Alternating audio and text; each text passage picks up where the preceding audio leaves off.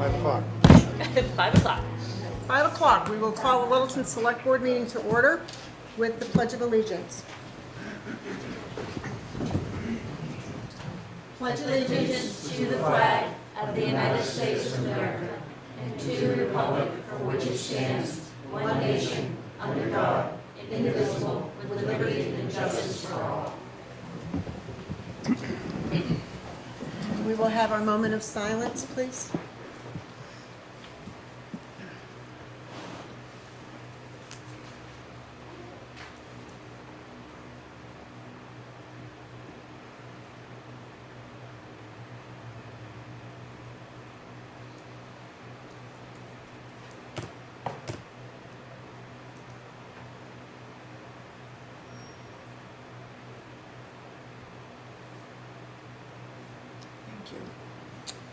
Okay, Madam Chair, I'd like to go into a non-public meeting quickly. RSA 91-A:3, 2B. I will second that. All in favor? Aye. Aye. It'll be quick. Okay.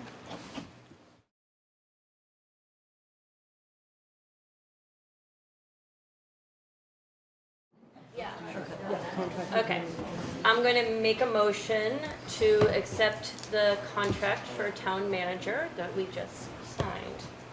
Do I have a second? I'm making a motion to accept the contract for new manager that we've done in non-public. Do I have a second? I'll second it. Okay, all in favor? Explain. Aye. Aye. Okay. So it is my pleasure to introduce to Littleton our new town manager, Troy Brown.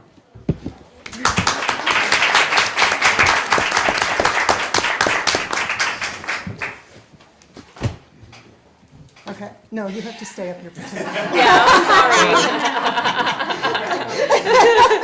Nice try. Although you are welcome to. That might not be a bad idea. Why don't, Paul, You why can don't you sit set him up together, at the yeah. end of the table? Yeah, come over. I'll come. Oh, that's what I saw. You sure? Yeah.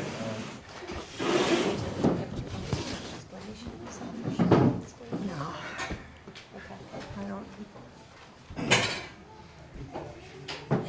Yeah. do you want to say anything, or? Sure. Yeah.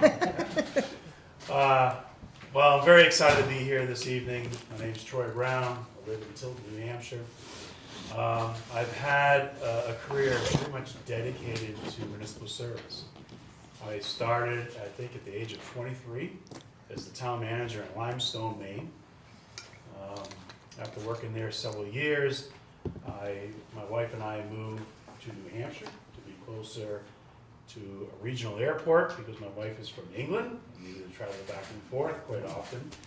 And I found that my career, I worked in the town of Londonderry, I've worked in the town of Pembroke, Hollis, Litchfield, and Meredith. And now I am here in Littleton. Littleton's gonna be a big challenge for me because as I continue to ride around, try to observe, there's a lot more going on in Littleton than a lot of the towns I've worked in. A lot of the towns I've worked in have been strictly dedicated to just residential communities, and that's the way they wanted it. Other places have been agriculture, and they just wanted it that way. They didn't want they didn't want to lose that feel. Where Littleton, I feel you've got everything going on. You've got the four-season tourist business going on here. You've got a vibrant Main Street business. You've got an industrial park. You got residential. So, yeah, you've got everything here. And I'm really excited to be part of that. And I hope that I can build on what you've done here over the past many, many years. And it shows. I can tell you, for someone who's come into this community for the first time, I think I may have pulled through here a few times going, to North Conway, Santa's Village or something when my kids were younger. But spending time here the last month and a half, I can tell that this community works extremely hard. And it just shows from someone from the other side. So I want to be part of that. I want to contribute in any way that I can. I think it's important for you all to know that my style of management is very much open door. I'm very approachable. So I just asked, let me get settled in so I can kind of understand the basics. But everyone you will find, I think you will learn very quickly, I'm approachable. Come in, talk to me. We may disagree, but I'm there to listen, and we try to solve this stuff together as a team. So I want to thank the select board for giving me this opportunity, and again say thank you for this community to give me a chance to be part of your community for the next 3 years. Yeah. Thank you.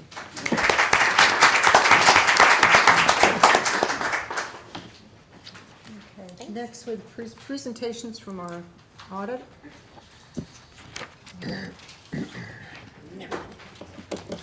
Vivesh, I have no problem with. The second one I've never been able to pronounce properly, and I apologize. Kluke. Kluke. Yep. Okay. Okay. Both French gentlemen. Okay. Good evening, my name is Corey Philbrick with Vashon Kluke and Company. We're the town's independent auditors for conducting the financial statement audit of the town.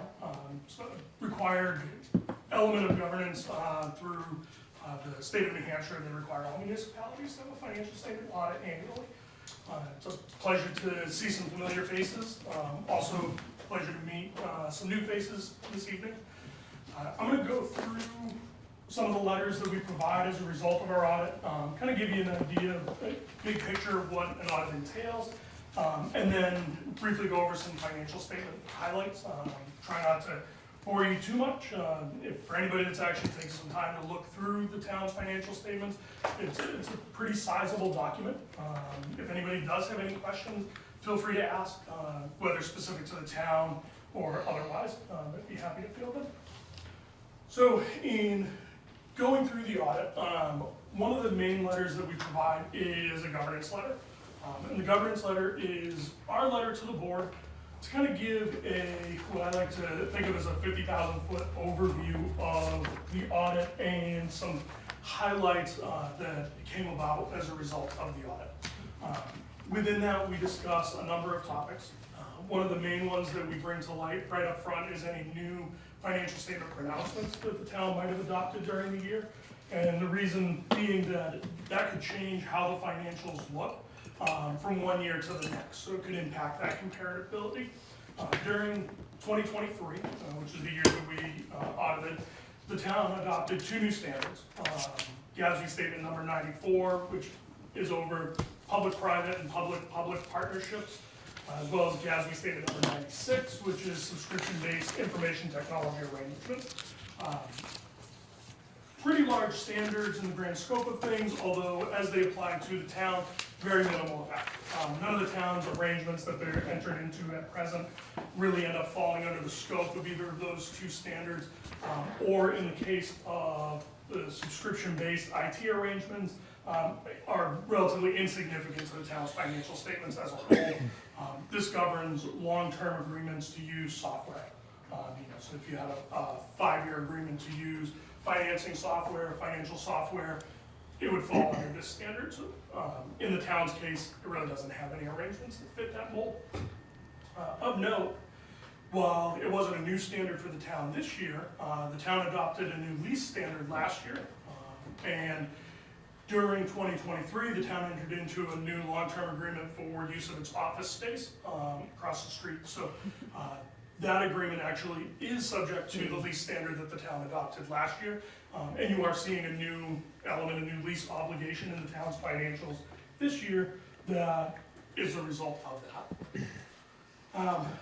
Another thing that we discuss is anytime there's any difficulties working with management, we bring that to the board's attention. Thankfully, we didn't have any difficulties working with management, the town's finance department, and everybody else that we worked with through the course of our audit, whether while we were here or after the fact to wrap things up. It was very helpful, very responsive, really helped keep the process moving along. And then we also discuss any material audit adjustments that we came across. And the reason being is that if the numbers that you're seeing throughout the year require significant adjustment when we come in for the audit, that's important for you to keep in mind because it can tell you areas that might not be representative of what's actually happening, when you're actually getting your information throughout the year. Happy to report, we didn't have any material audit adjustments to the financials as a whole as a result of this year's audit, so that kind of gives you some comfort that the information that you're seeing on an ongoing basis throughout the year, it has a level of reliance to it. So moving out of the governance letter, the next letter that we provide is a letter on internal controls. When we conduct our audit, we use a risk-based audit approach. It's an industry standard audit approach.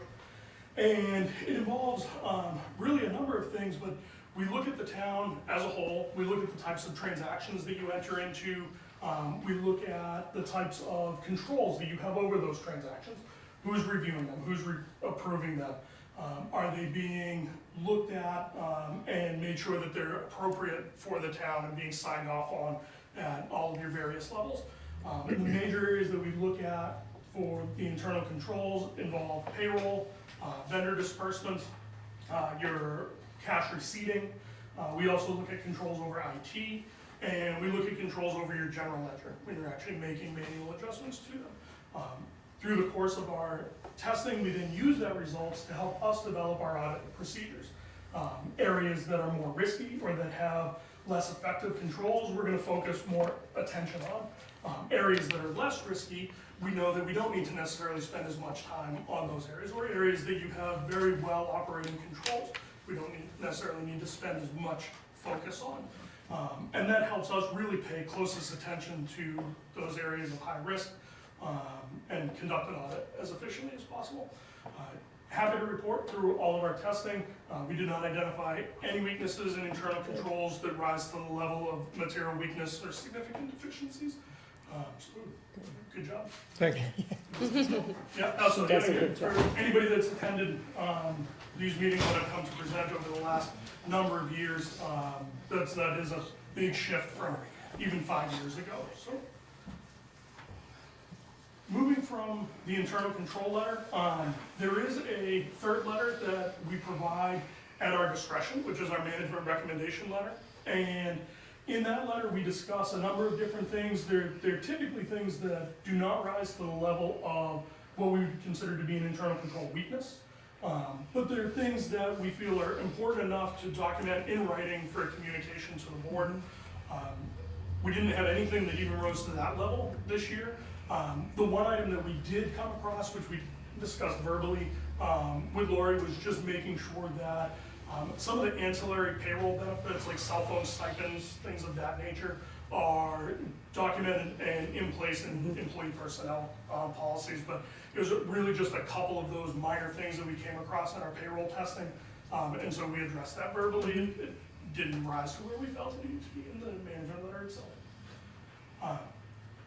Now moving into the financial statements, the town received an unmodified opinion on its entire financial statements for the year ended December 31st, 2023. Unmodified opinion is oftentimes referred to as a clean opinion. It's the best opinion that we can provide on financial statements as independent auditors. And it's essentially saying that the financial statements are presented fairly in all material respects in accordance with generally accepted accounting principles.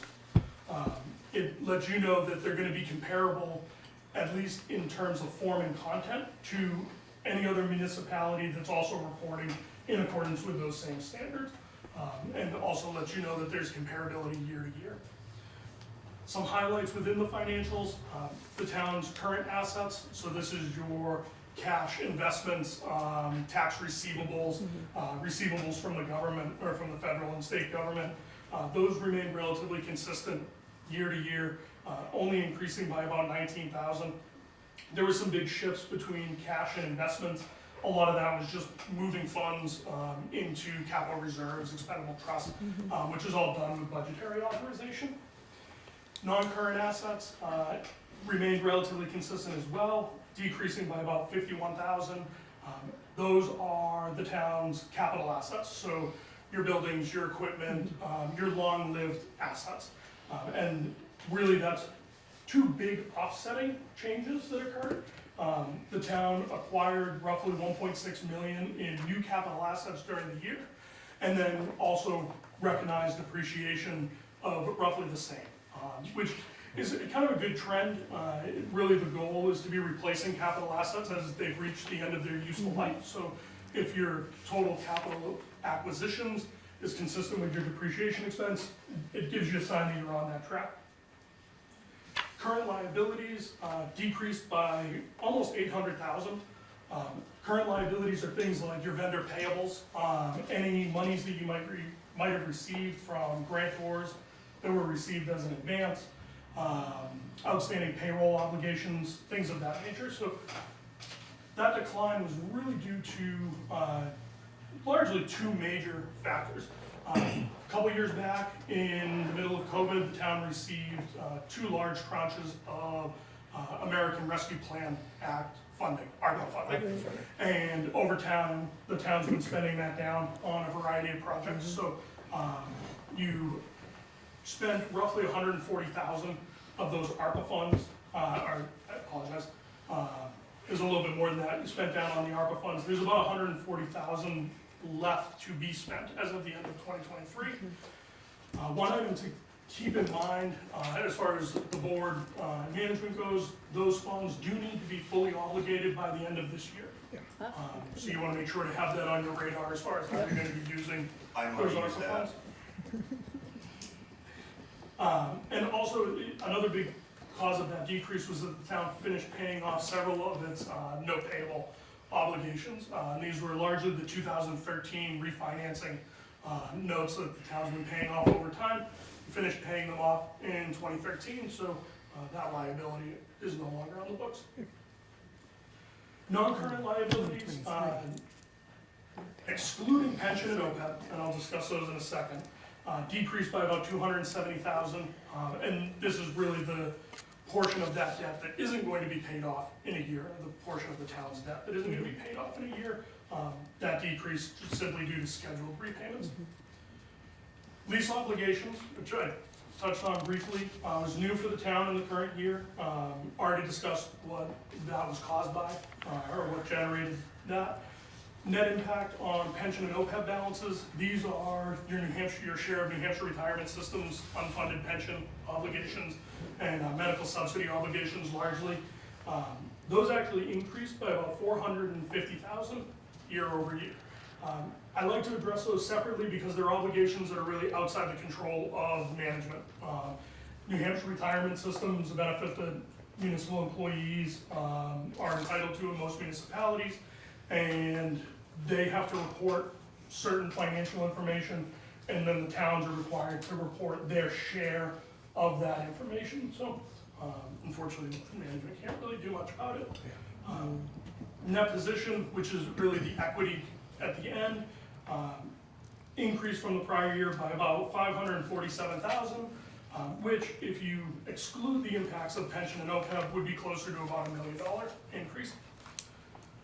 Looking at the governmental funds, this is really how you're operating on a day-to-day basis when you're looking at things like the general fund and your budgetary focus. The general fund ended the year with a fund balance of about 2.1 million. That represents 9% of the town's gross appropriations. And that includes school district and county taxes as well in that gross appropriation number. National Advisory Council for State and Local Governments and the Government Finance Officers Association recommend between 5 and 17% for an unassigned fund balance. So the town really falls right in the middle of that recommended range at 9%. Must win these science class.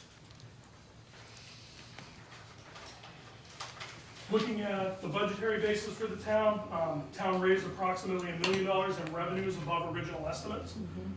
That was driven by two main factors: less use of overlay than originally anticipated, and more funds being generated through ambulance services than originally estimated. And then the town also had savings on the expenditure side, spending about $490,000 less than budgeted, and that was largely due to payroll and related costs across a number of departments compared to the original budgets. So, like I said, as I kind of moved through that quickly and hit the highlights on everything, if anybody has any questions, happy to field them. But otherwise, on behalf of Vashon Kluge and Company, I want to thank you for continuing to choose us to be your independent auditors, and thank your finance team and Lori for, again, working diligently to get us everything that we asked for in a timely manner. Thank you. Perfect, sounds like we're in good shape. Yeah. I have one quick question. You mentioned unfunded pensions. Yes, Unfunded pensions are like a national issue, so Yeah, in a lot of is New cases. Hampshire kind of in line with that part of it, or are we better or worse? better than some, worse than many. So we're in the middle somewhere. Yeah, it's in the middle in the sense of many states are unfunded. You know, really the goal should be to fund them. It should be fully funded. Yep, but and if it you've does. looked, New Hampshire retirement system has been consistently raising contribution rates in an effort to continue to fund them. If you look at the back of the financials, there are some ratios that talk about the funded status and give you a 10-year trend. That's all based on New Hampshire retirement's information, so you can kind of see that if you go to the very back of the financial statements. It's right towards the end. There's some supplementary information that talks about that. But some of that funding actually go back to our local police force that actually protects us, our children, and our elderly. On the New Hampshire retirement? No, some of the funding we're talking about, there's 150,000 you said. Okay. That needs to be used up before a certain time. Mhm. If it's not, we lose it. Yes. Some of that should actually probably go back to our Littleton Police Department to be better equipped to protect us as civilians within this town. Yeah, I mean, public safety is certainly an allowable use. I know that the town's actually dedicated a lot of its ARPA funds to Yes. its Yeah, public that'd be a safety good use departments, to it. but, yep, that's Even ultimately, partial of it. yeah, this is, how the funds get used ultimately is up to management and the board. But, yep, those are But allowable if uses we don't of the use funds. it, we're gonna lose it. Yes. All right, thank you. So I'd like to make a comment. Thank you, Mark. Consistently, since Lori has been here, our audits have gotten better and better and better, and it's due to her leadership and hard work. So thank you very much, Lori. You've done a phenomenal Thank you. job. Thank you, Lori. Thank you, Lori. She's good with the numbers, I'll tell ya. Anything? Thank you. Bruce has got a question. Bruce has a question. I believe you guys are also the auditors for Water and Light. Yes, that is correct, yep. Okay. Number one, the new town manager better understand that he can have nothing to do with the Water and Light Department. It was passed in 1949. And you've got to learn it right from one on it. You have nothing to do with the Water and Light Department. That's in the state of the town of Littleton's operating system. So the town manager can have nothing to do with water and light. Now, we have commissioners that are in there, they appoint them, they end up sending the financial statements up here as far as that part is concerned. But you should have that built into your thing as far as that goes, because the value is an asset to the town. As far as the monies are concerned, owned by the town, and you should be including that into the whole operation of the town. So, No, we can't. interesting observation.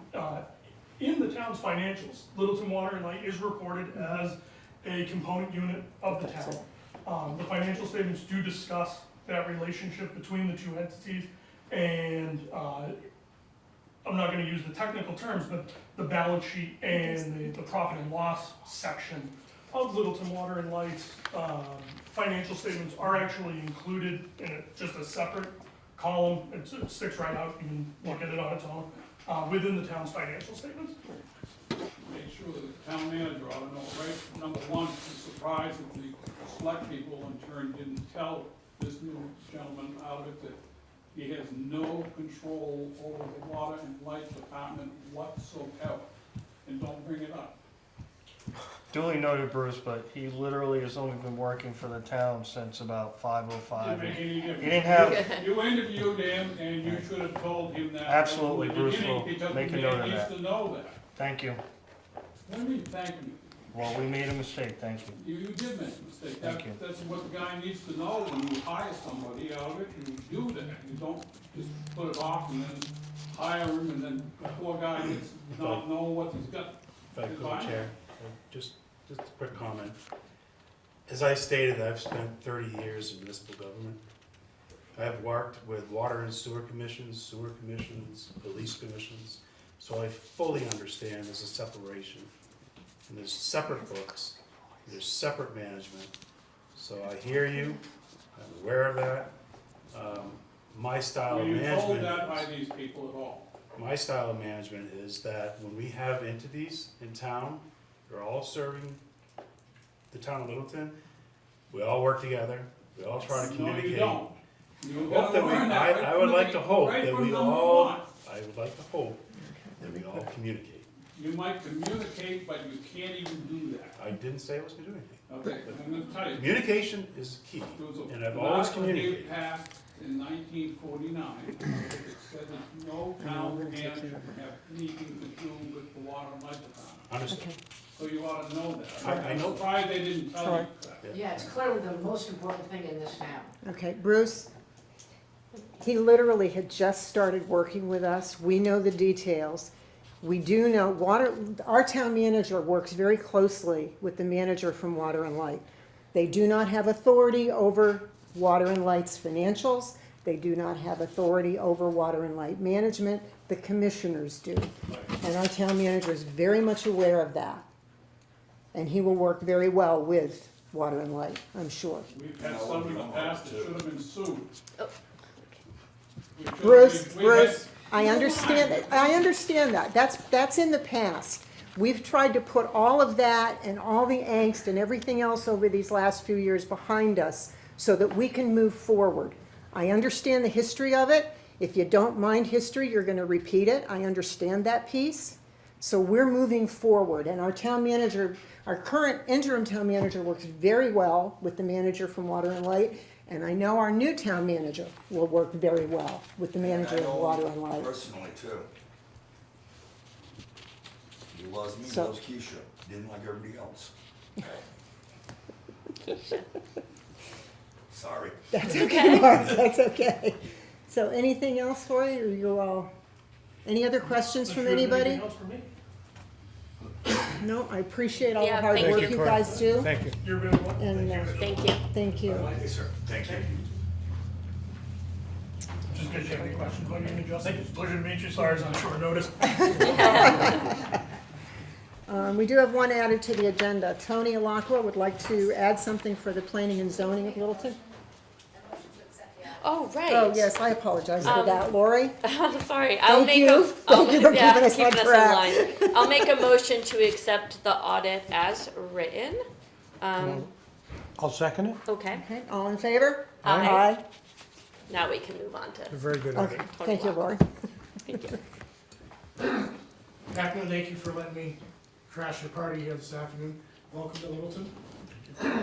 This afternoon, I'm here as the chairman of the planning board. Just want to give the select board the heads up that throughout the summer, we've been working on a process of completing for a grant application from the Invest New Hampshire Municipal Planning and Zoning Grant Program. This is in conjunction over the last couple of years. You might recall that 2020, we finished the most recent master plan. And this grant will give us the opportunity to expand upon our finding as a community. We had a lot of engagement groups out there, and there was a common theme when it came to affordable housing and the balance, the unique balance that this community has when it comes to resources, available land, potential in-use properties. Our goal, this grant needs to be submitted by the end of September. We are on the second draft at the moment. Part of that grant, we hopefully, North Country Council will be the folks helping us with this grant. They've done this for a lot of municipalities. This is its second year in the program. And with the same framework as a master plan, it's a 2-year program. Part of that program will have outreach groups, we'll have open forum sessions, so we can have community involvement, community engagement, and community input when it comes to, no matter where you are across the country, affordable housing. Because it affects the community, affects the culture, the arts, jobs, everything that we do. So hopefully, our next meeting will be September 17th, and at that point, we hope to have the final draft. at which point we would ask the select board, let a recommendation as well. We'll be submitting one too, so. Okay. That's all I'm here for this evening, just to let you know about it. How much is the grant? What's that? How much is the grant? Still subject, we can ask up to $100,000. I can tell you that right now, the second draft's not even close. It's administrative cost. Well, you We're got- still working on it. There's $140,000 if they have money if you don't need it. That's gonna be, this is what we got. Grant. Thank you. Yeah. Thank you. Thank you, TJ. Yep, thank you for your time. Okay, next on the agenda, we have no appointments. We have the approval of the meeting minutes. We'll do one by one. Yeah, let's do them one by All one. right, so I'll make a motion to approve the general board minutes from 7:22. It was a full select board meeting. Okay, do I have a I'll second? second that. Okay, all in favor? Aye. And then we had, The non-public meeting from 7:22. so I'll make a motion to accept the minutes from the non-public meeting on 7:22. Yep, I'll second that. Okay, Roger second, all in favor? Aye. And then the 7:24 joint meeting of the Board of Selectmen, the School Board, and the Budget Committee. I've read those over and I'll make a motion to accept those as Okay, do I presented. have a second? I'll second. Okay, all in favor? Aye. And the last one is the 8:14 Board of Selectmen non-public work section. I'll make a motion to accept those as written. And I'll second it. All right, all in favor? Aye. Aye. Boom, boom, boom. Okay. Town manager update. So, I know this is a long meeting tonight, and I don't wanna keep people too long. The only thing I have is obviously the general fund update. Other than a few, personnel matters and, announcements that I'd like to make, but, Okay. so, our budget is currently 7.64% under budget, as the report that I submitted to you. Thank you, Lori. Good job, yeah. And if you go through, there are basically, essentially only two areas that are quote-unquote over budget, and if they're over budget, it means they've expended more than 41.7%. I'm sorry, they have less than 41.7% left in their budget. And I have explained to you the reasons why, but obviously human resources, because of the cost of the audit that you just heard, as well as other fees that are required at the beginning of the year, and obviously, and also for the unusually high number of notices posted, both meetings and employee vacancies. And advertising and association costs, our municipal dues were paid at the beginning of the year, such as printing our annual report. So that's why that one is left, we have 31.88% left in that budget. Other than that, we're pretty Great. healthy and we're Good. doing fine. 7.64 in August, That's- that's very good. Yeah, very good. Thank you. Thank you, Lori, very much.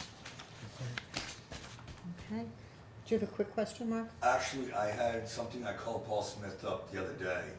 Is Belgian at Teen Center, Rec Center, I got a protest, there's over 150 signatures here. Okay, Doing public comment. can we save that till public comments, okay? It'll be at the Thank end, you. Mark, but you'll have a chance to speak. Yeah. okay? Okay. All right, The only thing I wanted to add was, we have appointed a new interim public, actually some public works, we have a new public works operations foreman, and that'll be Ralph Lucas. We also have a public works foreman, that has accepted the job, and that's, Keith Reinhardt.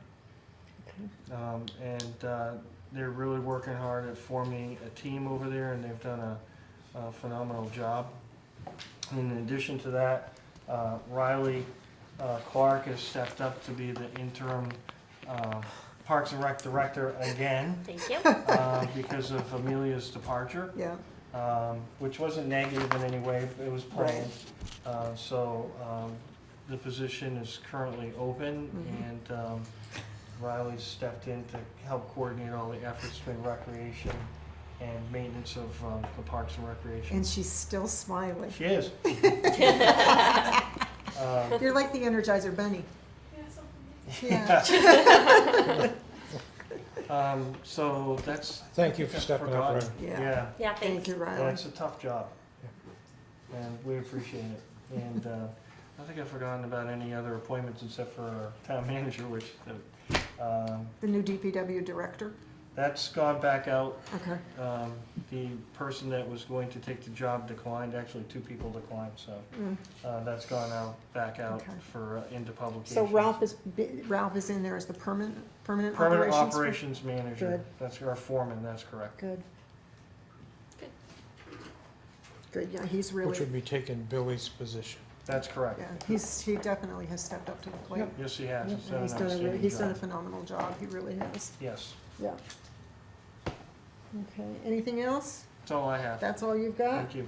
Okay, no old business, new business, finance, Miss Laurie, you're up. So regarding the town's property and liability insurance with Primex, Mhm. we have workers' comp policy and unemployment, 3 different policies with them. For some reason, this policy was set up on a July to June Right. fiscal year, which we Yep. do not operate on that fiscal year, it's a calendar year. Mhm. And so it does create a bit of work, because anytime somebody asks for a certificate of insurance, it expires in January because the Right. workers' comp expires, and then it expires again in July because the property liability expires. So the same Right. places are asking twice a year for your certificates, and I would like to just get it on a calendar year with the other policies. January to I December. think it would be a good thing to do. And I don't think you can. yep, they will do it. We have a cap agreement in place with them currently Mhm. that has the rate secured until June 30, 2026. So they'll just have to redo that cap agreement so that it will expire December 31st, 2025, the same as the workers' comp agreement. So essentially, they're gonna change the dates on those policies. Yep, the rate Okay. won't change. They Okay. have us capped at 7% for Yeah. this, and it will stay the same. It's just Okay. a short period. We'll renew them again probably in October for that. Okay, But it does make a difference in budgeting, because we have already paid in 2024 through June 2025. So when we do next year's budget, we'll only have to, we have a $90,673 credit that will be applied to the 2025 budget, so we'll only have to budget half for next year. 2026, we'll go back to budgeting 100% again. Right. Just have to keep track of it. Right. And we'll be going forward each year after that will be the regular budget amount. and that's for all the policies. Yeah. Makes sense to put them on the same cycle. So you need a motion from us? Yeah, think because so. Primex, they require a motion from the board Okay, for the cap agreement to be Okay. adjusted, so that's what. so I'm looking for a motion to adjust the dates. To accept the property and liability insurance coverage period change from January to December, and the adjusted expiration date of the cap agreement to December 31st, 2025. What she said. I'll make that motion. It's written on it. Yeah, I see it Yeah, right we've here. got it. I'll make that motion. And I'll second that. Okay, all in favor? Aye. That'll get us in Yeah, sequence. that makes Yeah. much more sense. Yeah, it does make sense. Thanks, Laurie. Administration. Grant requisition and reports. Yeah, I don't know why it says that specifically, although it does have to do with, a grant. So, Oh, okay. as you're aware, This is- we're working on another New Hampshire, Invest New Hampshire grant. This one is to demolish the large condemned green building up at Remick Park. Mhm. The cost of that is excessive. The state of New Hampshire has funds for us to be able to do that. In doing this, the process also requires that you as a board sign a certificate of resolution, which allows the select board chair, Linda McNeil, the town manager, Troy Brown, and myself to are individually authorized to submit this application to the state of New Hampshire for Invest New Hampshire. So my request is that you guys sign this document, and there's an update because we added Troy's name on it Oh, at the saving last you one. second today. And you guys can, there's 3 of them here for you to review, but I only need 1 document signed.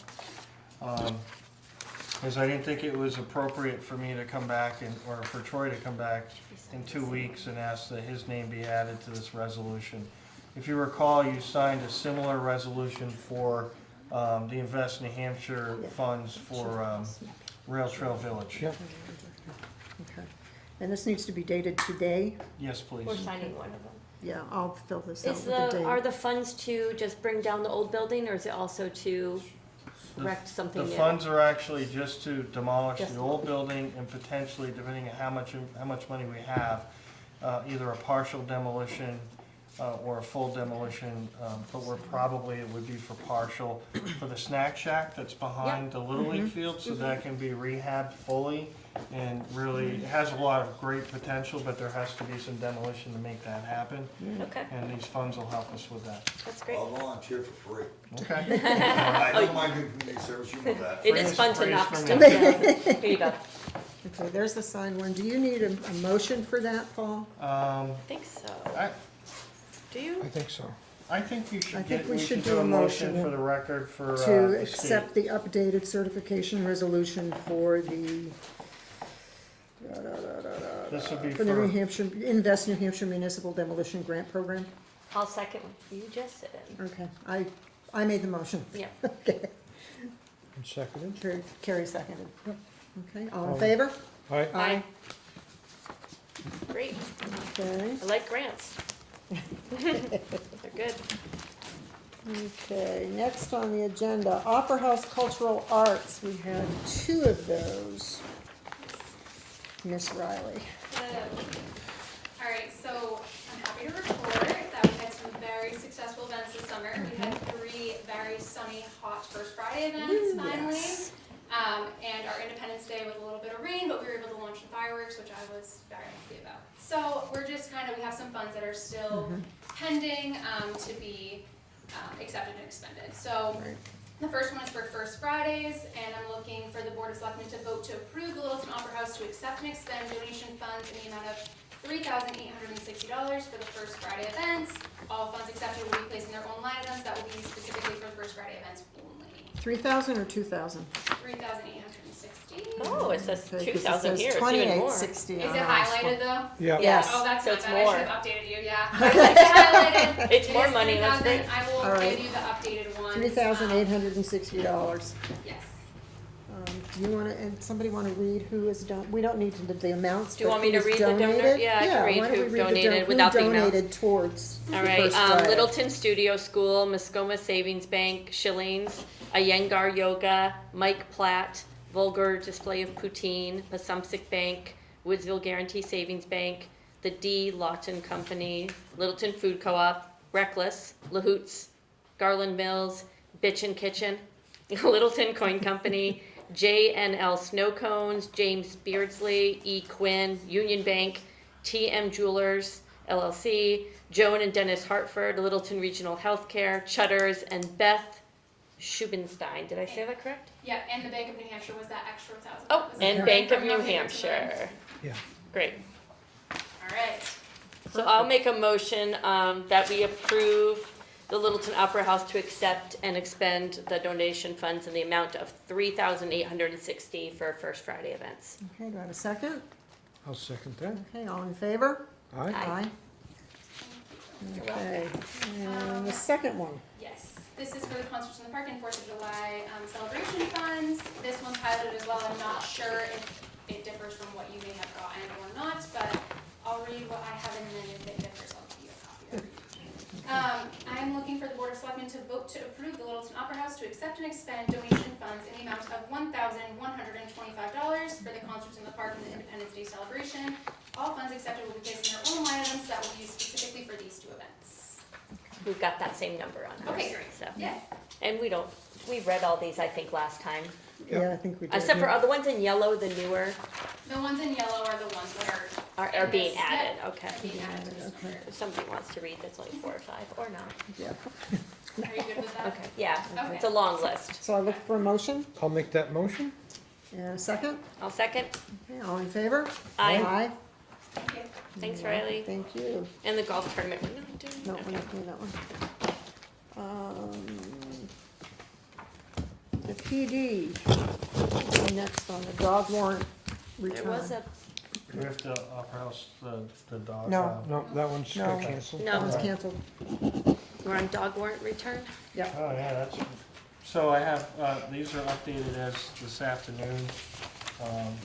As you're aware, annually, the police chief or the police department has to report back to the Board of Selectmen by August 31st as to our actions taken on the extensive list that the town clerk provides us in June of the individuals who have not licensed their dogs in the town of Littleton. I don't know how many pages that was. It was, No longer. well, it was multiple. at the There was a beginning. lot, when this Yeah. whole thing started, there was what, 100, Angie, I think? Way more than 100. More than 100? And So- you're down to Now it's what? down to 8, 9? You're down to 6. 6. And I'm gonna give you guys the updated, Okay. oh, I'm sorry, just pass that, just pass these two down. So you can see one of the animals is deceased. So that leaves us, to the other individuals on the list. Sorry, no, And oh, you should have that. Okay, Yeah, I got it right here. okay. And, you know, this process starts out with the clerk's office, you know how many dogs we have total in the town that need to be registered. Then the list goes down to like 200, they send out an email early in the year, probably multiple emails. And then, the month of April is when everybody's supposed to register their dogs, and it's not to harass the general public or to make a bunch of money for the dog park. It's for public safety. It's to reduce rabies in our community, or to prevent it. By June, typically, the list is is over 100 of people who have failed to register their dogs after numerous phone calls from the clerk's office. And then those individuals are sent correspondence, at which point a list is provided to the police department, and we work on the list late June, July, and August to try to get the list from over 100 or 100 to a minimal amount of people. It's a lot of work, a lot of unnecessary work. However, but we certainly don't want to go out and summons a lot of people for canines, so we're down to the list that you have right now, the updated list as of today. Those individuals will be receiving summonses to appear in court. Thank you for all the Yes, legwork thank you you. guys Thanks. do on these. It's, I'm sure it's not easy. Every, Yeah. Yeah. and no motion for that. No Just motion. No, sharing. I'm just required to update you on the warrant. Yeah, Okay. thank You you have for to that. return. Thank you for that update, Paul. Steve, Steve's up next. Transfer station is next. Mr. Bean, how are ya? An easy one tonight. Good. We need to accept and expend from the Hampshire the Beautiful grant, $5,000. That's a grant we put in for after we purchased our new skid steer this year. Hampshire the Beautiful is funded by the bottling companies. They do a lot of great work for us. They provide us signage, transfer equipment, balers, that type of thing. We just need to accept that $5,000. Which was a good thing. Yeah, Very good. So I can make that motion that we accept the grant of $5,000 from New Hampshire the Beautiful.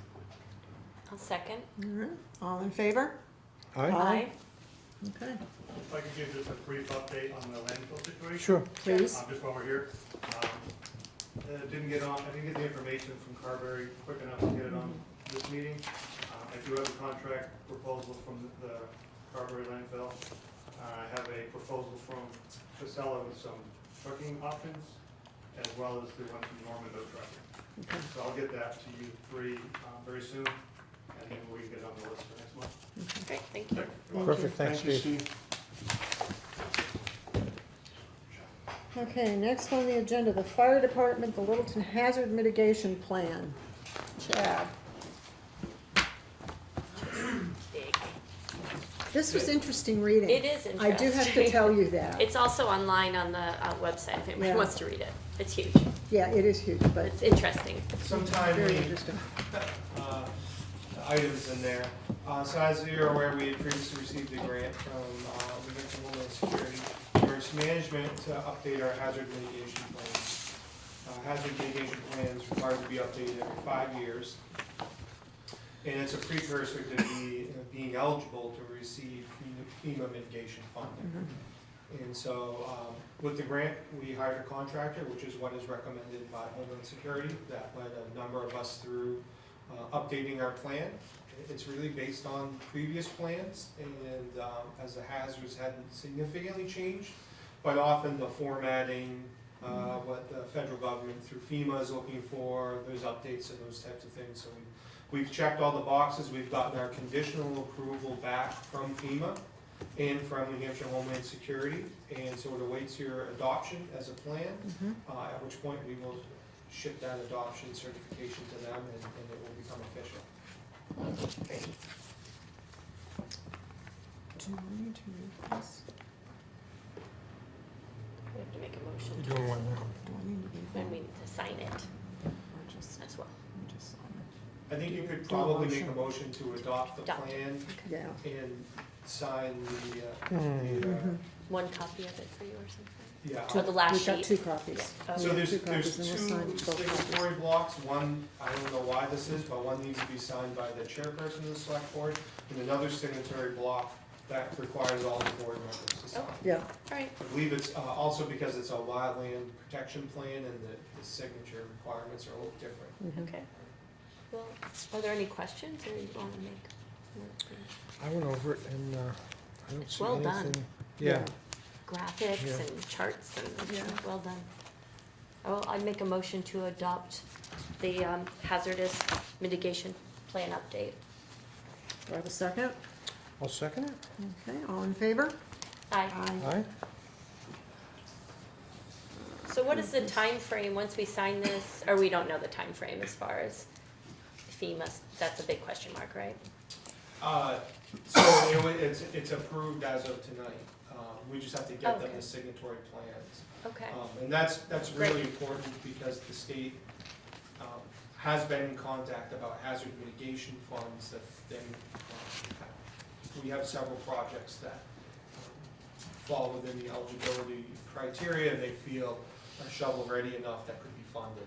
Okay. Perfect. Mitigation funds, which is different than This is just for recovery you and funding, which is the funds that they provide after a disaster to try to make the community whole. right. Mitigation is about trying to prevent Wait a minute. future Oh, there are 2 pages. disasters. Right, For us, it's usually around flooding. yeah, especially this year. Yeah. So we're doing 2 copies? You only need one, but I did provide you 2 copies in case Spelled my something name wrong. gets signed in the wrong spot or, We I wouldn't signed do Roger's that. line. yeah, exactly. Stuff happens. It happens.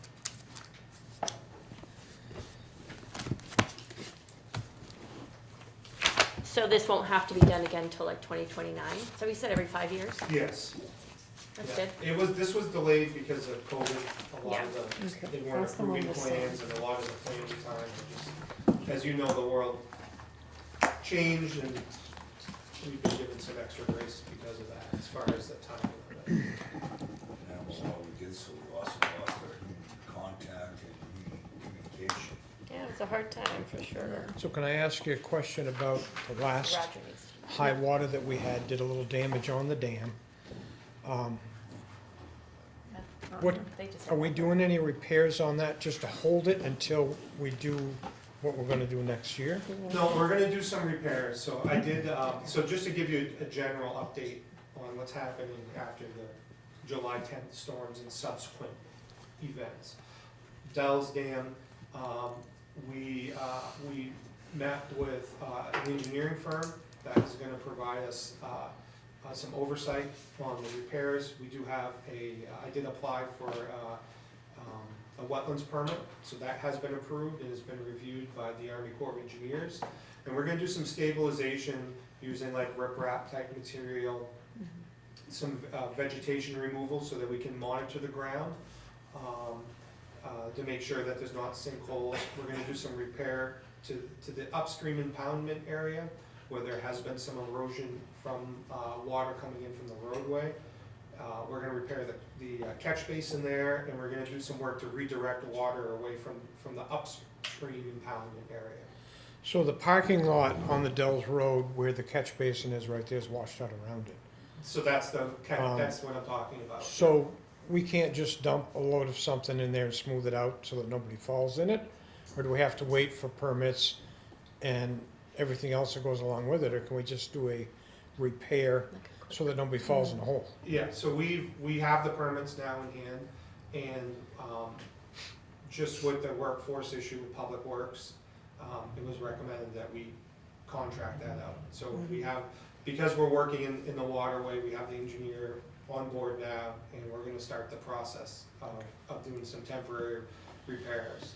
But it's a good point, we probably could put some material in there. Just something in I'll there, check because, with I mean, Eric just I to go see. by there and the parking lot's full and there's, you know, the cones get tipped over or whatever. Yeah, no, that's not a bad idea, I'll just make sure that doesn't cause some sort of conflict with the work to be Right, done. that's what I was asking about, yeah. Yeah. I can imagine it Just- will. Okay. Okay. Do you have any questions, Amy? For Dell's Dam, you guys good with Dell's Dam? Yeah. Yeah. So, we're continuing, Public Works is continuing to work through some challenging labor issues, material issues to get our roads back to where we're used to them being. So there's a number of roads that still really, aren't to par as far as what you'd expect. And some more work to be done on paving and on the paved roads. So that's still all in process. And as I had messaged, we had discovered a landslide along the Ammonoosuc River in the area generally behind Harmony Park, but it extends up stream on municipal property. That it impacts both the sewer line and some of the storm catch basin pathways have been impacted. So we just received a contract with HEB Engineering to provide project management for immediate stabilization, which in this case would be some sort of vegetative replacement. I did this at a previous job where we had a similar situation. They kind of put like a willow type brush that doesn't grow into a tree, but more of a brush into the dirt area to get some root balls in there so that it stabilizes that. And then we will have to apply for mitigation funding again to do a riverbank stabilization down there. And it's gonna be an expensive and complex project. How compromised is the railing and the sidewalk in that area? Well, if you walk along the sidewalk, you can see where the railing has begun to tip out towards the river, and the pavement is also tearing and sliding down, so, it will be there till it's not. Yeah. We didn't feel like. But it's still structurally safe enough. So with the engineer there, we talked about, do we need to put up Jersey barriers or restrict access, and nobody felt. Okay. Didn't feel like we were at that point, Okay. so we haven't done any But of you're those mo- types of actions. And you're monitoring it. It seems to me Yeah, like might they have could to. drive some sheathing in there down into the ground, right to ground level, just to stabilize everything that's there and build from that. So I don't, that is something you definitely see a lot on like still water areas, like along lakes or in the ocean, but I haven't seen that here, and I don't know if that's because of wetlands restrictions or what it is, but I'll definitely mention that as a mitigation strategy. It sounded like spitballing, looking at this project the other day with an engineer, that it was gonna involve building some sort of wall from the river up to get you some elevation, and then trying to adjust the slope Yeah, it's back. gonna be a That's a, costly project. Yeah. So it's gonna be, it's not gonna happen quickly either, Right. so. right. But as long as you're monitoring it for safety, Yeah, that's my main someone concern. leaning against the railing or something. Yeah. Did you have a question, Mark? Yes, I do. Like when Maine flooded, all right, we all got flooded down by water and lights.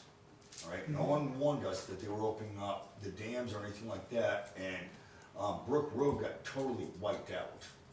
And that was just by the flood that happened because of the storms. Yeah, all right? Then, recently, we had a heavy rainstorm where a lot of officers actually had to close down Brook Road and Railroad Street because of overflow. And what are you planning on doing about that? Well, we'll take a look at these sites and we have to prioritize them. I mean, Right. there's so many of them in town. There's Dell's, Mans Hill at Dell's Road, at Palmer Brook, Pleasant Street. That is a project that previously had been funded that we're hoping to be able to access mitigation funds instead of taxpayer funds to repair. So we're identifying the sites and we'll have to prioritize. So the bottom line is More Dam reported 5.8 inches of rain in 2.3 hours. You can't control that. Yeah, I mean, there's Yeah. that It force majeure.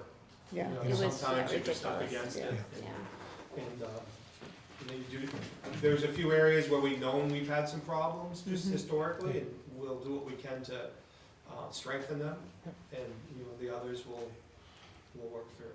Okay. All right. Thank you. Thank you. Back. Somebody else in the back. Oh, Rudy. Yes, dear? Oh, you saw me? I see you. Wow. Anyway, hey Chick, let me ask you a question. Do this speed limit applies just to 135 with the intersection of 18, which is in a south? Wait, Rudy? Just Rudy? different We topic. didn't get there yet. We haven't gotten there yet. Unless the speed limit sign's on fire, I'm not really an expert. Speedy Gonzalez, you're way ahead of us. You're one ahead of us. Do your two. We'll get there. We'll get there. Yeah. I did have that one other Yeah. item, if you don't have any other questions about No, you flooding and guys, FEMA response. are you all good? Yeah. Okay. I apologize, it's got left off, just because of some of the staffing challenges that we've been having. But we're heavy in the budget process, and last year, there was a few question marks to how structurally, to build the budget, and, our finance director really wanted me to just iron that out with you guys, to make sure that we're all on the same page and try to find the best way forward. So there's a couple different issues, so I guess I'm just looking for, obviously, this goes through the full process, budget committee, Right. you know, town vote, so on and so forth.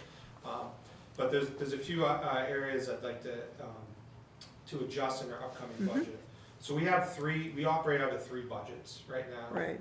For personnel, supplies, equipment, and that is very challenging. As you can see, sometimes the line items don't balance out. Why is this line so overspent, but it's way Right. underspent here?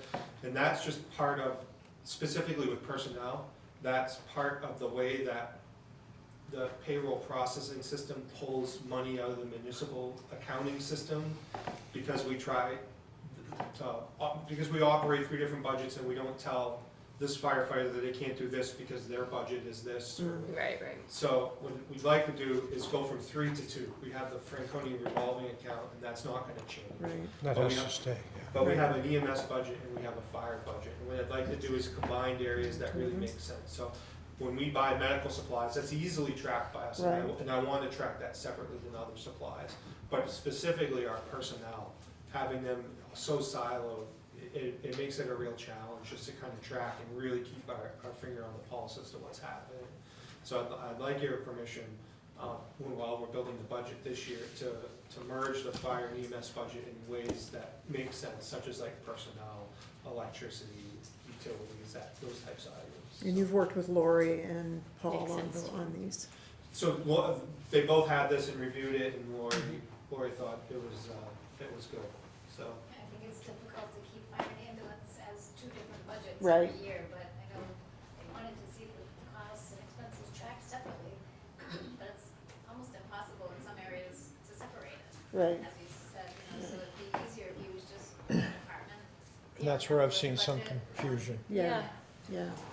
because you got so much heating oil for the fire department, but there's none for the ambulance. Correct. And that's right, and they're both using. And they're both in the same building, so I understand it's hard to decipher how much goes where. Yeah. We kind of did that to start with, to try to get a true cost on what the ambulance was costing us. Yep. So I think if they were merge back together, that we would have an overall picture. And it's not hard to decipher that the medical supplies go to the ambulance and, Those You're things right. are easy. It's Yeah. really mostly the personnel and the utilities, the stuff we would have, whether we have the ambulance or not. It's Right. how much Right. electricity is for the Right. ambulance and how much for the Shared. fire, Yeah. yeah. I mean, the vehicle maintenance we track separately, that's not Yeah. difficult, so Yeah. there's a lot of that stuff you'll see in there, but more specifically, the personnel side is a real challenge, so. So do we need to do a motion on that, and how would that motion be verbiage? No, I just was looking for some direction from you, obviously, we'll build a budget, it goes through the whole process, and you Yeah, get your chance to vote on it one way or the other. I just didn't wanna do that, get to the end of that, and then have to try to slice it all back and up. then make Lori have to explain it to the budget committee what's going on. I thought maybe you Yeah. could make a motion and a vote to show your support, to Yeah. have them present one general fund budget for fire Yeah. ambulance, so the budget committee will see the. That we were That's a good supporting. point, Laura. Right, Yeah. And Yeah. Right. they won't ask us then to separate it back out, because that would be hard to do after we. Already Yeah. put them together. yeah, So I'll make that motion. okay. Do I have a second? I'll second. All right, all in favor? Aye. Makes sense So- to Did you me. get that, Angie? Merging them, yeah. So there's Yeah, two that's- other pieces to this as well. Right now, under town ordinance, we are required by ordinance to bill for hazardous materials response. So whether it's a motor vehicle accident, and it's typically like a larger vehicle that spills a lot of fluid, those types of things, we clean up. And last year, we collect, or maybe it was this year, we collected maybe 9, so we hadn't done this previously. When I became chief, we reviewed all the ordinances and found this is an area we need some work. And we had a large accident, we billed about $9,000 for fuel mitigation. Mm-hmm. Wow. And what I'd like to do is to create a revolving fund, so that when we make these bills, that goes into the revolving fund. And then with the goal to reduce the general fund, where our supplies and stuff for hazardous materials, Okay. if we have a big spill, we bill, we Would come take the from that. supplies out of there. Okay, And it also makes gives us sense. the ability to deal with spills that there's not always a responsible party for, or hazardous Like a situations. truck. So, like, if there's an area, a town where, somebody dumps a couch and a bunch of stuff, and it's hazardous materials, and we have to deal with it. Mhm. We have a fund that we can go to that can help to take care of some of that. Okay. So I'd like to do that, revolving fund for hazmat, again, begin to reduce the general fund for those types of supplies.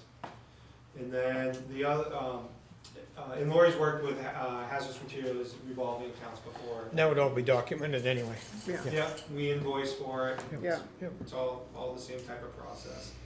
And then the last thing, much like the police department did in 2007, mhm, is I'd like to establish a revolving fund for basically special details and events. So we're often asked to teach the CPR course, so we pay a firefighter to teach a CPR course, we bill for that course, and we collect revenue to the Right. town. So that goes in the revenue line, but we don't always budget correctly, because we don't know how many of these things. We have a new detail for us that we're gonna be doing this fall, that'll be paid for by the organization. So it gives us that ability, so that as these situations come up, it's not just gonna come out of the general fund with a reimbursement, because we can't predict the future, but it just creates that kind of revolving situation, so that we can operate out of that. And again, it does reduce will begin to reduce the general fund, because we won't be paying for our staff out of that general fund for those events. okay, so we'll look for a motion for the fire department hazmat revolving fund. So I need a motion for that, to establish that. I'll make a motion to Okay, establish do I that. have a second? I'll second Okay, all in favor? Aye. Aye. And then there was one, The third, we still have that third motion for the special detail and programs. sorry. So I need a motion for the fire department special detail and programs fund. I'm just thinking out loud now. So in other words, when you put on a class, you bill for the class. We do, yeah. And you would take that money and you would put it in the revolving fund. Yeah. So that when it's to pay for that class, you would pull it out of that Yeah, for the trainer's salary. correct. Okay. Yep. And there's any things like we have to- supplies needed as well? So, Yeah. like for CPR specifically, I think we get charged $20 per card. So we have to have money in our budget to pay for the card that we're doing for somebody else. So it's become a bit of a problem. It used to just be very infrequent, but it's becoming more frequent now, so.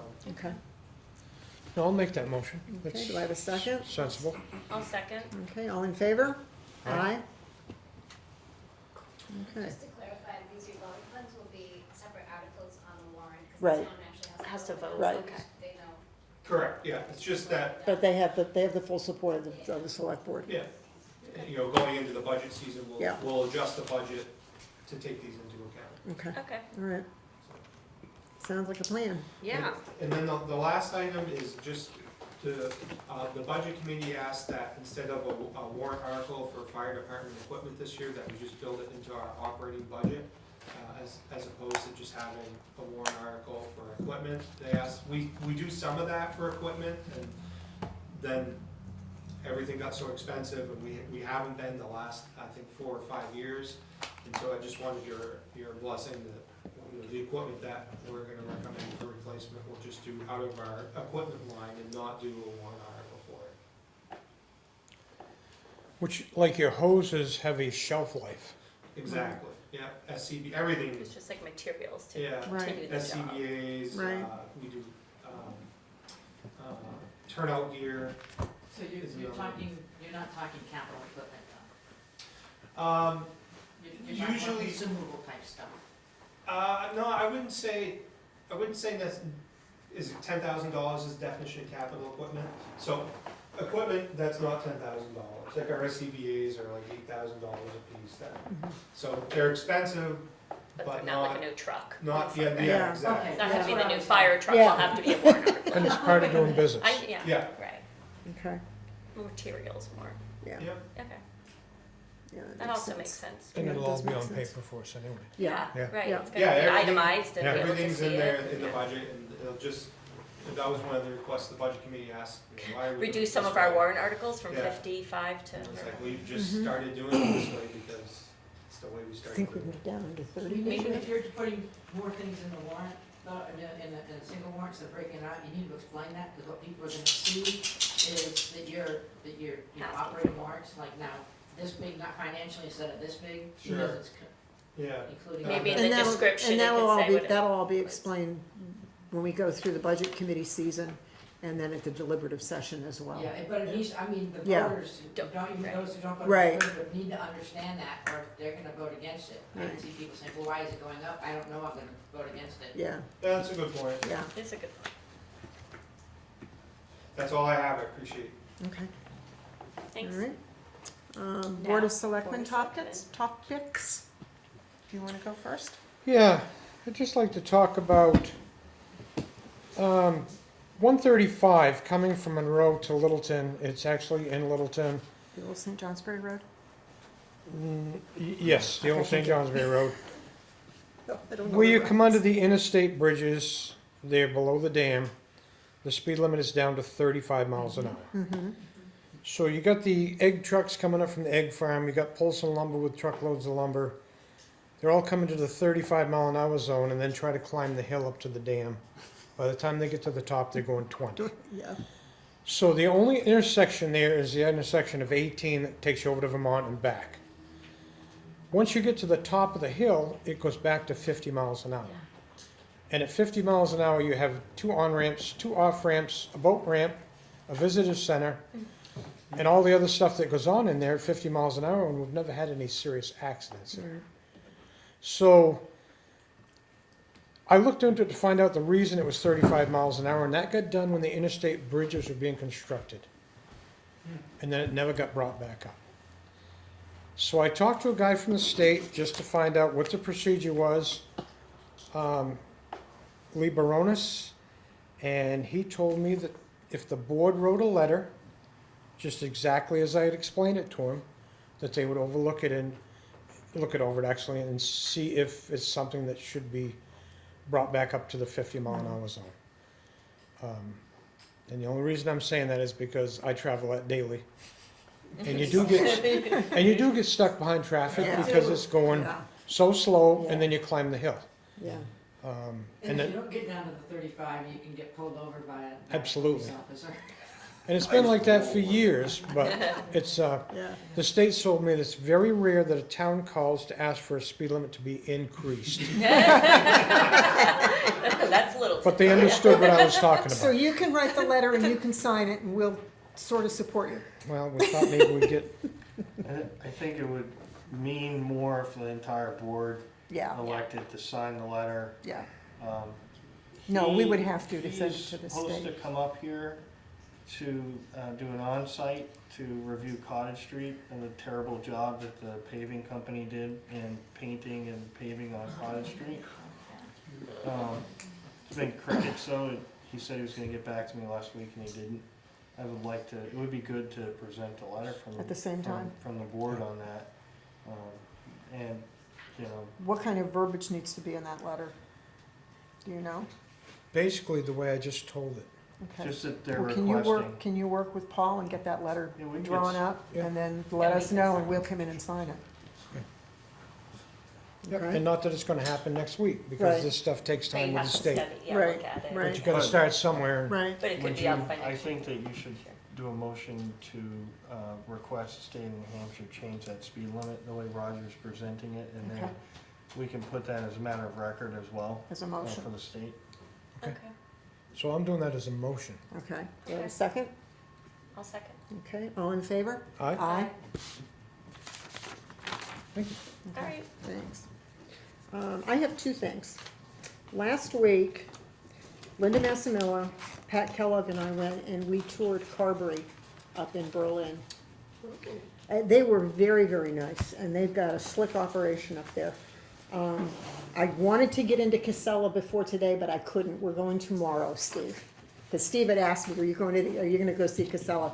And we are. The three of us are gonna go tour Casella tomorrow. We have the manager out there that's gonna be bringing us through the whole and explaining everything to Casella. So when we come back for our next meeting, I'll be able to explain both of them. So, other than that, first Fridays were great, except they were very hot. But you did an exceptional job on all of them, and thank you for allowing us our little period of time to be able to dedicate the covered bridge to the volunteers of Littleton. I think that's all I had. Do you have anything? Oh, just, I think the covered bridge ceremony went really well. Thanks for all your Yeah. hard work on it, Linda. Thanks. Yeah, but, and also, yeah, first Fridays are Mhm. amazing. It's great having you working on this. Yeah, and the Ernstberger plaque is Oh, in place okay. now, Yep, so it is up there now. but nothing else from me. Okay, nothing else? No. Public comment. Mark? Yes, I'm here with a petition from the people of Littleton. We're looking to get a bowling alley, a skating rink, a rec center, teen center, something for the kids where it's a drug-safe place to go to, because a lot of teenagers have been overdosing, and that's become a major problem within town. And I talked to some state police in Massachusetts and New York that actually work with teen centers, rec centers, and youth groups. Okay. All right, that they have a 60% chance of a turnover rate by them going to a teen center that actually is supporting them, because you don't know what's happening at home, you don't know what's happening at school. And they are off drugs, they are not going into the criminal system, and they're becoming useful society. So I'm asking the town to please put in the next town vote, and I got 150 signatures, including Louis Babbins, put in the next town vote to see if we can do something about that. Please and thank you. Yeah. That's all I have to ask. Thank you. Thank you, Mark. You guys have a good day. Thanks, Thank you. Mark. Thank you, Mark. That is something. Yeah, I mean, I've heard a lot of chatter about that, right? If somebody We would used to open have up a- we used to have a yeah, bowling alley. or rolling skate, or something like that would be one. I mean, the movie theater's back up, which is great. Yeah, We have a boys and girls club, but it stops at, I think. that's what young goes up to teen- sixth grade? I Yeah. think it goes up to sixth grade. I know. There's no YMCA's around anymore. I will pass It goes this up to on. 8th grade? Okay, thanks. Oh, is it eighth grade? Okay. But yeah, high school, like Yeah. a high school rec center Yeah. would be great. Yeah, it would be. It would be. Anybody else? Rudy. You want a lady first, or you? I think Joan, I think Rudy wants you to go first. All right. I'm Joan Noyce, and 2 historical markers in town have disappeared. And I'm seeing if the town will, if they cannot be found, if they can be replaced. What were the historical markers? Pardon me? What was on the historical markers? One of them was Guile, number 5, school district. Okay, that would come under the school board, would it Well, not? I had 15 signs put up from the town. And what, that sign has The disappeared. town paid, who paid for the signs? The town. We'd have to do some research. What year were they put up When, again? yeah, 2009, or I was was it way thinking they before? were- That's when it all started, through the Okay. years. It took 10 years to get these signs up. I have 15 signs. So the first, okay. Do you And remember? so- Donated by the photo factory, correct? That I do not know.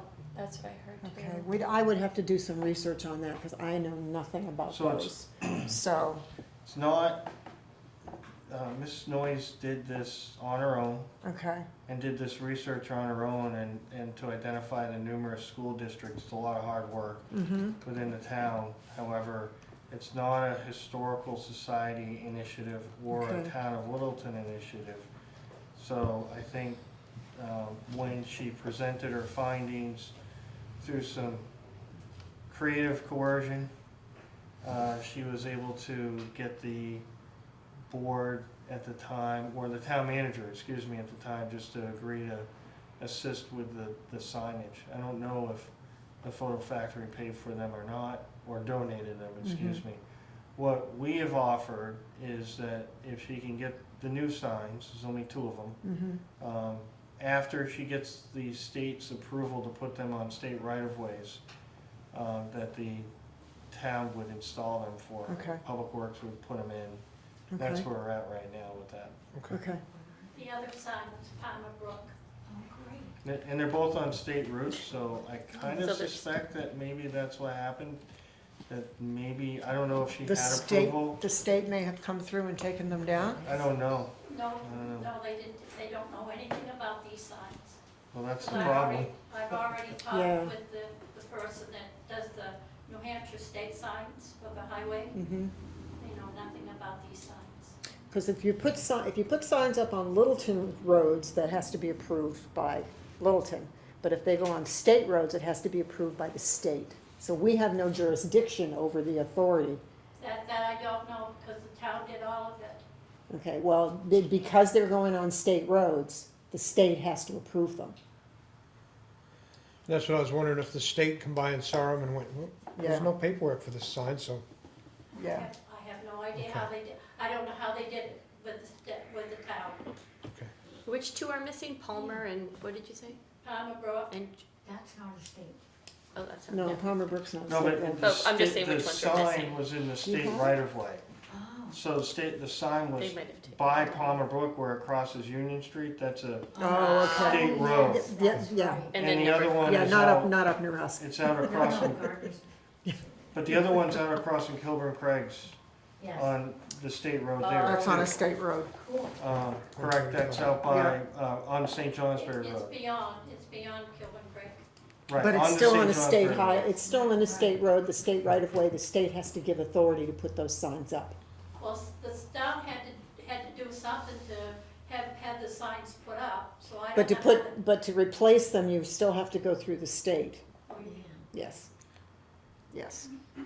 I do know that Mr. Alberini also has all the GPS locations and that we Okay. wanna work with He it. had nothing to do with. I understand that, But from, but he said that they have There's the map documented of all. GPS locations. these are the Oh, different yes. locations. It would be, So, yeah. it would be interesting if idea. we could put that into our I GIS system. have the papers. I could show you. We could put the coordinates in and then people can know where they all Yeah, are. yeah, yeah. Could you talk about the schools? The The schools, schools? the rural schools. It was like the one-room Oh, schoolhouses. that's There were what I thought. 15 of them, or Yeah. right, Yeah. Joan? 15? There were 15 of them?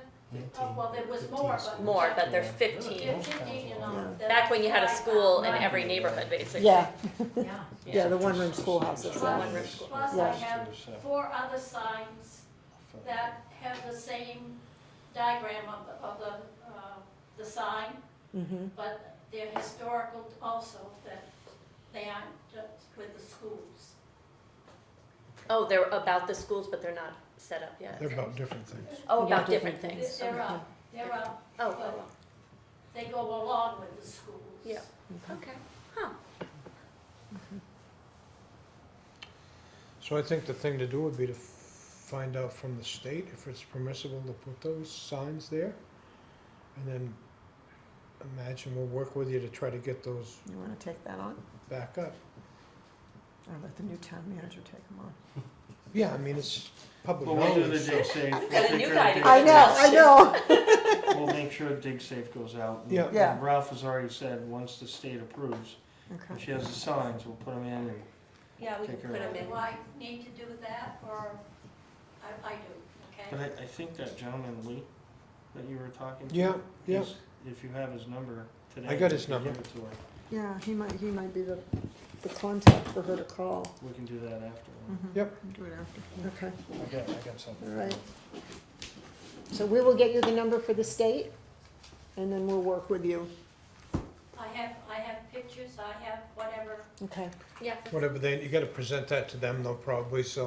You Right, have one of these you have all this at your home as well, 'cause they We'll might give you wanna a see this. contact. Right Okay. here. yeah, And we have a copy too for okay, us. good. It's really well done. Thank you for putting that together.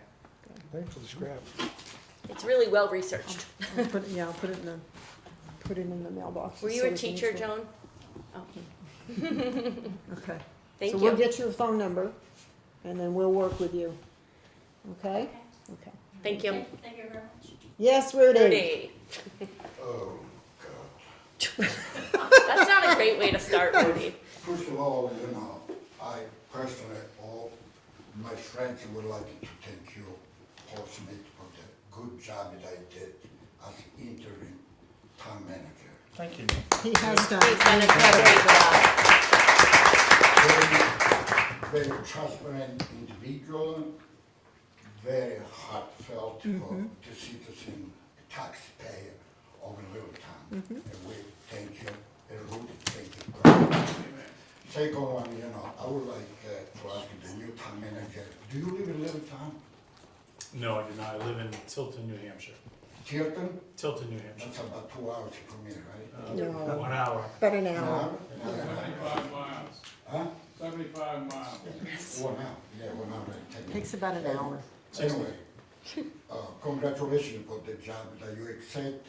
And one thing that eventually you're gonna find out in a little time is that we like a town manager that is an open book. Transparency, it's number one. Otherwise, you're gonna see me in your office every day. And he will do that. Yeah, she knows. He will do that.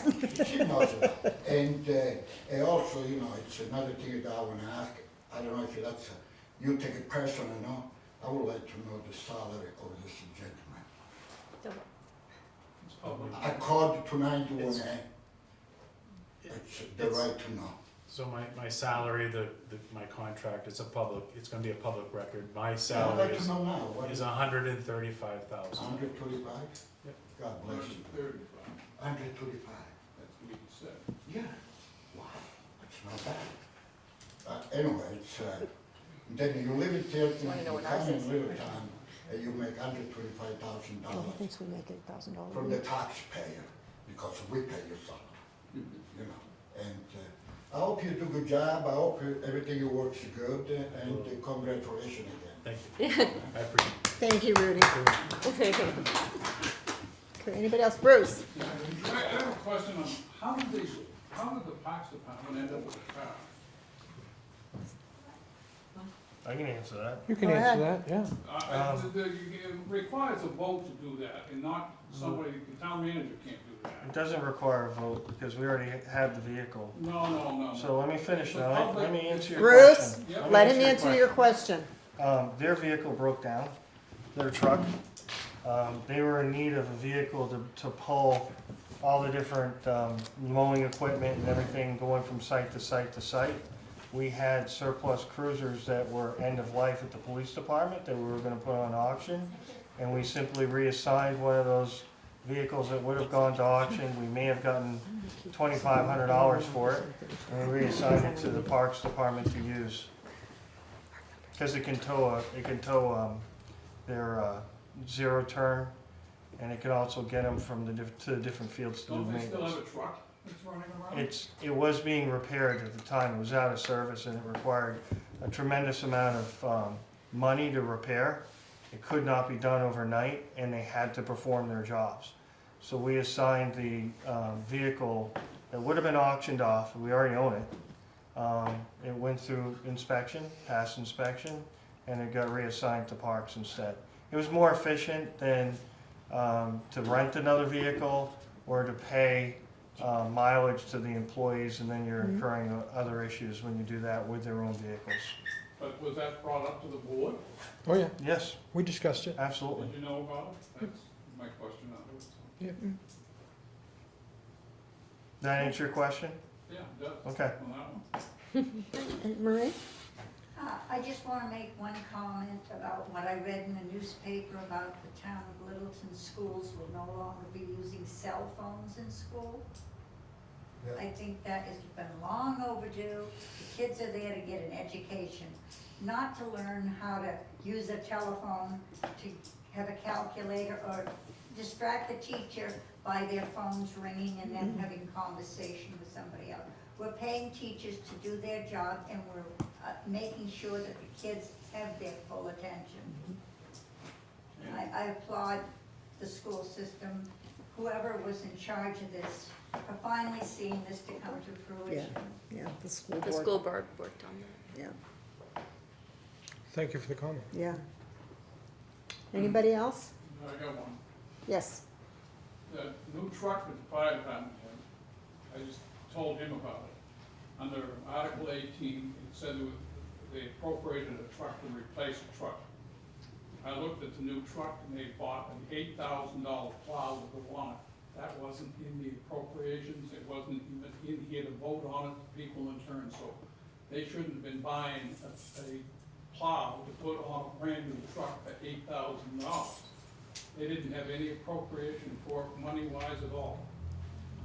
And he said he took the responsibility of it, and I said, then it ought to come out of your pay, as far as that goes, because you cannot do things of that nature. When you did it, it's in here, it said under Article 18, it only said to replace a truck and had an appropriation, but they can't go out and be buying $8,000 snow plows. We did it as part, the amount that was in the warrant article, we included that. So it was done as a package of the replacement. The truck replacing had a utility body, and we just didn't feel like we needed that. We were fine with just the truck body, so I guess we didn't get into the specifics. It also included, in full disclosure, the upfitting for emergency lights and those types of things, the lettering of the truck, like. But not a snowplow. That's what the amount of money covered, just so that everybody's Yeah. upfront about it. It wasn't, and after this or whatnot, it was just all part of the plan for it, so. When you go to the auditor, he's gonna be looking at that, because it's not appropriated in here, and it shouldn't be doing that. Okay, we'll have the town manager look into that, Bruce, okay? You can't go and spend money that's not appropriated, and that's when your auditor will pick that up. It was included in the total price. No, it wasn't. How do you know? The Were words you are around different. were you around when they put the Okay. words together? Right there. But Anybody you just else? said it's not, everything's not detailed We'll in look there. into it. Like the You lettering can't do in the, that. like the lettering, like, and there's no- Hello? Well, Hold on. that shouldn't be done Hey. either, right? Order in the court. Yeah, I don't have a gavel. We'll get you a gavel. Any other questions from any other comments? Yeah, I got one. Still, I wanna know about the tax situation with the dam. What about it? With more dam? Yeah. in process. It's 5 years, it's run out. And they're being billed at their taxable rate. And the revaluation is next year for the entire town. Okay, you reevaluate. That's not true. I looked at the numbers out of the thing on it, and they're not being taxed at the same thing that they were. And then if they increased it, it's gone up substantially as far as that part, as far as that goes. And it's a really important thing, because if they go for a new school, it's gonna break the backs of this Yeah, town it's all yours. right off, completely. Bruce, can I answer that for you? You will receive a full report next month at the first meeting. We've scheduled the assessors to come in, and then you can ask those direct questions on the assessment, how it, and the values and things like that. As far as how the school relates, the new school, there are some people that share your position on that. But as far as the taxation of the dam and how that relates to the town, there will be a full report on that at the first meeting next month. It was supposed to be this meeting, but the individuals doing the presentation could not be here for legal reasons, so that's why it's been rescheduled. But the selectmen are the ones that have the authority for taxation.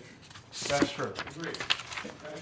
So when you have the authority to accept that part pertaining to what it is in here, and you send it out on the thing on the new one, it's gone way up as far as the value is concerned on it and what they paid. And if they paid the first one, we had a rumor that the fact that the dams have all been sold. Did the on the what thing get on it. sold? And that's a rumor, we I've haven't heard heard, that. because there's Oh. been no transactions on it whatsoever out of it. The town of Littleton sent their taxes in to the old people on it, and they paid it. But it's at a graduated amount of money, a lot more on the thing. They can still come back on the second issue of the taxes that come in December, and they can file for an abatement on the thing on it. And it really come back here, and it could haunt the hell out of us out of it with what we have to do. Now, that's number one. The other part of it is that dam, you need to go over and study it in the town maps over here. I went and looked at it today. A big part of that dam over there on it is not owned by Littleton. It's either Waterford or Comerford, as far as that part of it is concerned. It's only on where the old riverbed was, is what the town of Littleton has. And consequently, that is an important factor when you're talking about it, that you should know. As far as it goes, and you can look on the maps in the town, and you can see exactly where the old riverbed was.